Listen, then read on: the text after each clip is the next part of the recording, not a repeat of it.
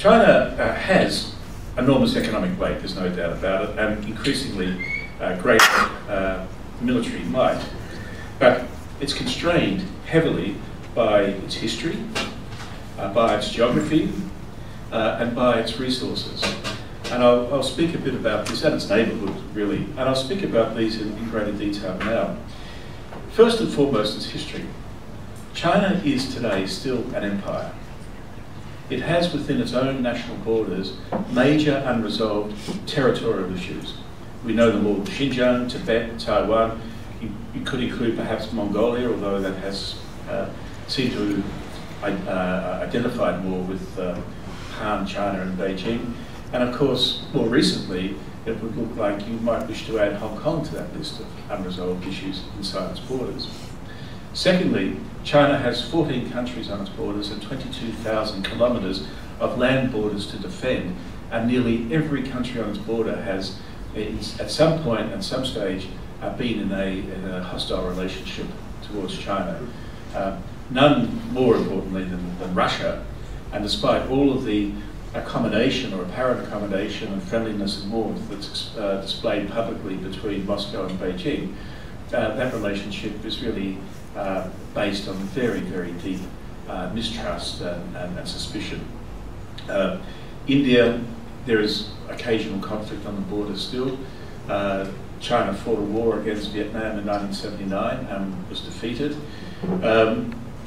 This is not a comfortable set of borders that China occupies, and the huge effort militarily and in terms of internal controls, both to manage the empire and to manage the borders, accounts, I think, for a very, very big part of China's military spend and security spend.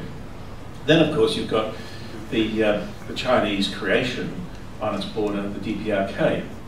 And Beijing lives in a state of existential anxiety that the DPRK will collapse. All they want is nothing to change, but the conundrum is they know that nothing can stay the same. And for them, the real worry, well, a couple of worries from that. One is that if the DPRK were to collapse and be absorbed into South Korea, then a US ally and possibly US troops would be on China's immediate border. Then there's Japan. And the issues between Japan and China are unresolved, and I actually believe unresolvable.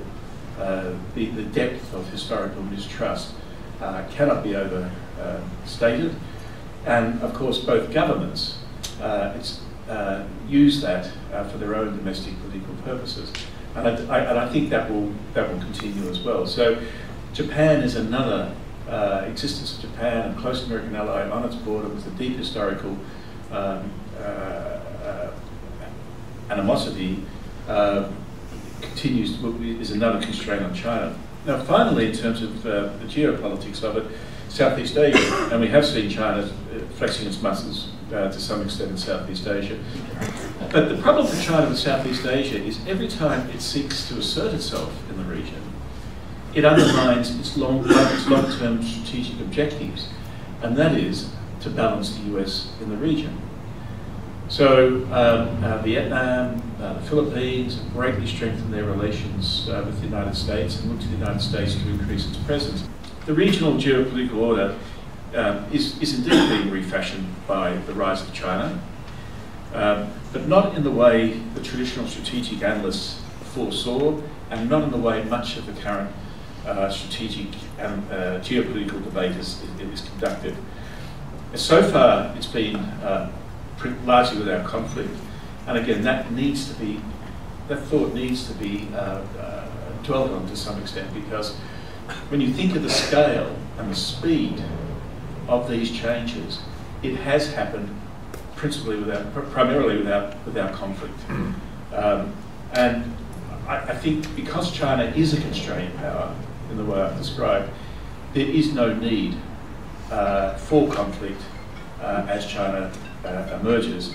But it is important, obviously, that there is an accommodation